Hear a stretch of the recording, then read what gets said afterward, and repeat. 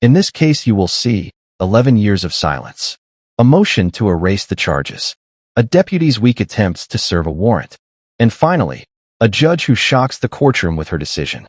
This is not just another hearing. It's a legal standoff where time itself is on trial.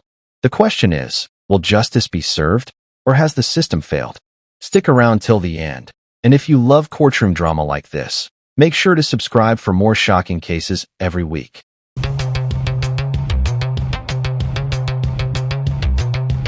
All right, we're here on a motion to set aside the indictment based upon failure to afford in violation of constitutional right to speedy trial. Okay, pause right here. What the defense is asking for is huge. They want the entire indictment thrown out because the state allegedly dragged its feet for over a decade.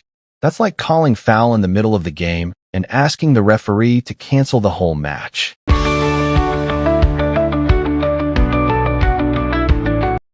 State, have you reviewed that motion? Yes, Your Honor, I have. All right, and are you prepared to proceed? Yes, Your Honor. All right. Defense? Yes, we're ready, Your Honor, and I've outlined the relevant timelines in the motion itself. And if you'd like, I can outline those. I Yes. believe that once I do outline those timelines, the burden would shift to the state. And I believe, and I don't want to speak for the state, but I believe they have one witness to put on. All right. Then if you'll outline your Yes. reasons. Your Honor. Briefly, the timeline before the court, and it's all available to be verified on the Bexar County information system that's available to the court. This offense date was June 1st of 2012. That's 11 years and 4 months before Mr. Hinojosa was arrested on this charge. 11 years and 4 months. Let that sink in. Imagine being in the defendant's shoes, accused of something, and waiting more than a decade for the state to act. Would his memory even hold up after that long? Honestly, how could anyone build a fair defense? If you look at those dates that are outlined, there are two relevant dates, both of them multiple years at a time. From the offense date to the action that the state took in August of 2017, that's a 5-year delay. Mhm. From August of 17 until his arrest on this indictment is a 6-year and 2-month delay. And I'm not even including the 3 months between his arrest and today's date, which that's an additional 3 months. Your Honor, believe that the length of those delays taken together or even individually is so prejudicial that it affects our ability to put on a defense in this case in violation of the United States Constitution, Confrontation Clause, and the Barker v. Wingo case, and as outlined in the motion, and also the Article 1, Section 10 of the Texas Constitution. I'm not sure what evidence the state has that can surmount those prejudicial delays, but that is the relevant timeline. You're on. All right, state. Your Honor, I have one witness and I have arguments. You want to hear from the witness first? Yes. Okay, Your Honor, state calls Deputy Angela Alvarado.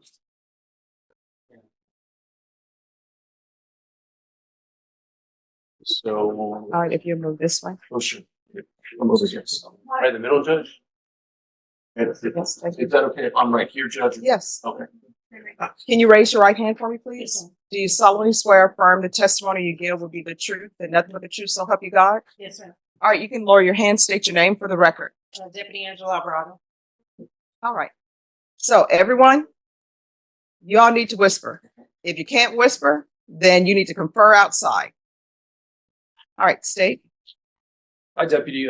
So did you attempt to make service of a warrant in this case? Yes, sir. It And- looks like the first attempt was January 23rd of 2019.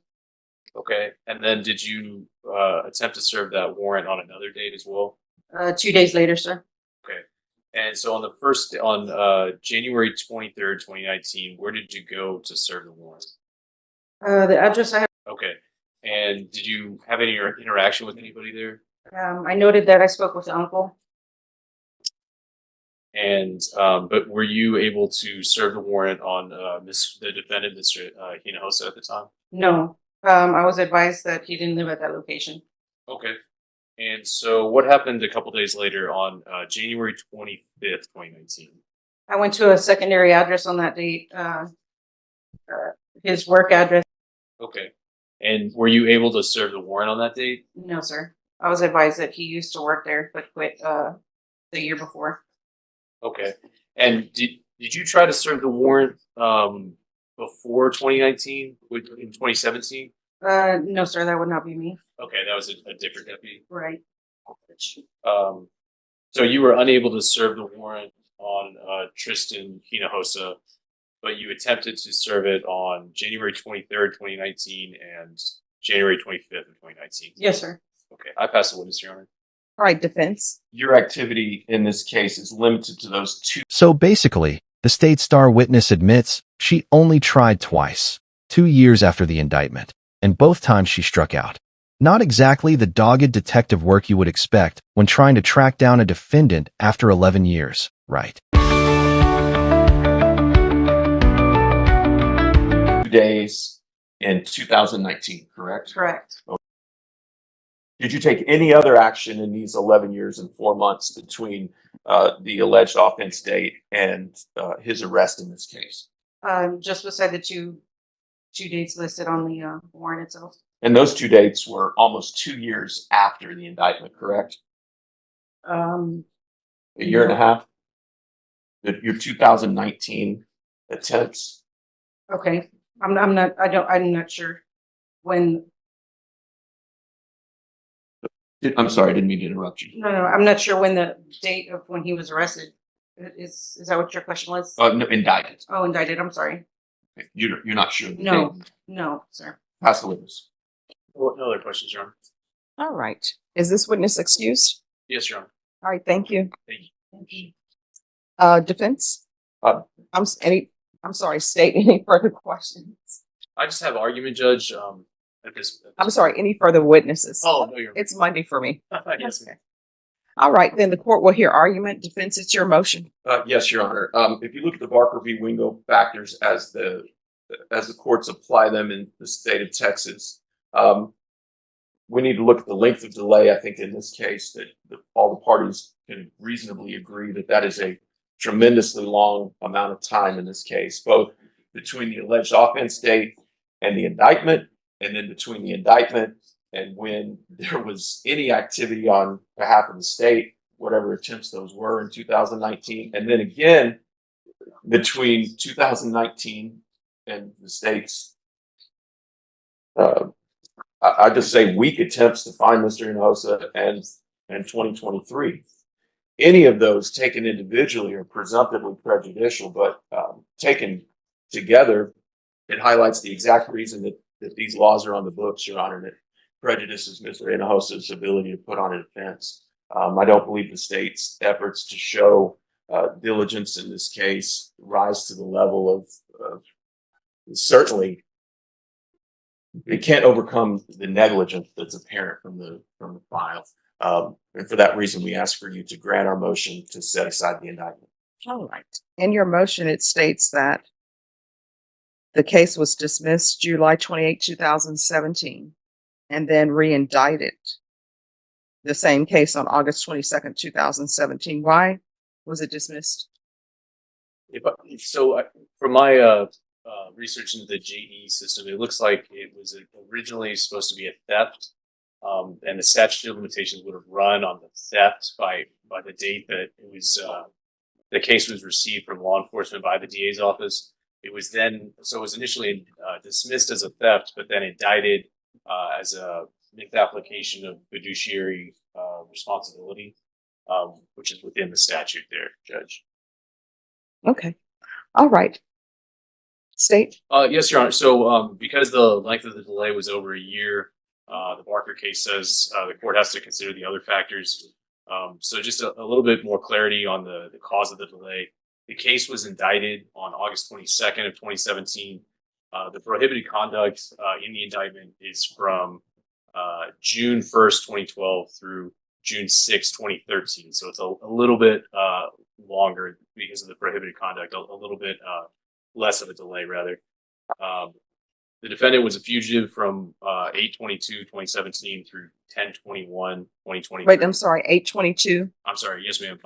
2017 when the case was indicted through 10/21/2023.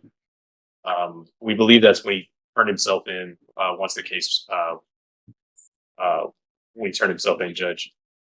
We heard testimony from Deputy Alvarado that BCSO tried to serve the warrant on January 23rd of 2019 and January 25th, 2019. I don't have a witness to support the previous service date that was in 2017, but I can represent to the court. The notes from the MOCA system indicate that BCSO did attempt to serve the warrant in August 21st of 2017. So there were 3 different attempts to serve the warrant, Judge. The motion for speedy trial was not filed until November 30th of 2023. And the position of the state is that the defendant had not avoided service of the warrant 3 times. He would have been able to assert his right earlier. The defendant has to show that there was prejudice, Your Honor. Since it's over 4 years, the Barker case says that the court can assume there's prejudice. The state's contention is that the cause of the delay was the defendant's avoidance of the warrant. So I think the type of delay that the defense is claiming here is that their defense is impaired by this delay. But if the cause of the delay was the defendant's avoidance of the service, I think you shouldn't reward that, Your Honor. And there's a case, Dragoo v. State, which is a CCA case from 2003. And the holding in that is that the defendant acquiesced in the delay by avoiding service to the subpoena judge. So that's the state's contention, Your Honor. All right. I see that you denied a motion. All right. And defense, it's your motion, so I'll give you final argument. Well, just briefly, Your Honor, there's no evidence before the court that he avoided anything. There's no evidence before the court on reference to a 2017 attempt to serve a warrant according to notes. And I just, as an officer of the court, I've spoken to Mr. Wilkins. He and I discussed that entry, and that entry into their MOCA system, as he described it, is problematic. So I'd ask the court not to consider that. And again, Your Honor, I think the characterization that he's avoided service is inaccurate. All right. And then the dates where they're saying he's a fugitive. I know sometimes people say fugitive, but nobody knows that there's a pending case. So for the dates, August 22nd, 2017 through October 21st, 2018, state when you said he was a fugitive, is that just a matter of there's a case in existence? Either he knows about it or he doesn't know about it, thus he's a fugitive? Yes, ma'am. Okay. All right. Is there anything else from either side? No, ma'am. No, Your Honor. All right. So if you all will be back at 10:30, I'll let you know what my decision is. Thank you. The court is back on the record in 2017, CR 9236, State of Texas versus Tristan Anahosa. Can our parties re-announce for the record for the state? Hank Wilkins for the state, Your Honor. Defense. Sam Locke for Mr. Enosa. And are you Mr. Anahosa? Yes, sir. All right. So to both parties, I heard both parties' arguments. I always try to internalize everything. And I understand that in this case, there are probably complainants that are owed restitution, right? But at the same time, I have to look at the defendant's rights, that complainant's rights to have their restitution or be made whole, or for somebody to try to make them whole. And Mr. Wilkins, I know that this case did not originate with you, but the court has a hard time getting past the fact that the offense occurred on June 1st, 2012. Here we are in 2024. He was detained on that offense on June 1st, 2012, according to the defense's motion. Then he was released. Then a grand jury number was assigned in May 26, 2017. Then the case was dismissed July 28, 2017. And I understand the reason for the dismissal was because potentially the statute of limitations had run on the specific offense. But then he was re-indicted on August 22nd, 2017. And then the warrant was issued. The officer testified that she went to what she believed to be his address, spoke to an uncle, not him, and the uncle said he doesn't live here. And it doesn't appear from any witnesses that there was more investigation into his residence. Then the officer said she went to the employment and they said he doesn't work here. And then there seems to be no further investigation into his employment, which it's my belief, because I've had investigators do this before, it's easy to find where somebody's employed at. There's an entire system for people to look on the computer to find out where somebody has. And there it is, the knockout punch. The judge rules in favor of the defense, tossing the indictment after years of delay and sloppy pursuit. Justice for him, or just a loophole? That's the million-dollar question for you to decide. Been employed. There's an entire system to look to find out where somebody, where their residence is. And she's saying that the uncle, she left a message for the uncle to get in touch with him, but I don't have any evidence before me that the uncle actually got in touch with him. So for those reasons and many other reasons, I am going to grant the defense's motion. Is there anything else? No, Your Honor. No, you're. All right, thank you.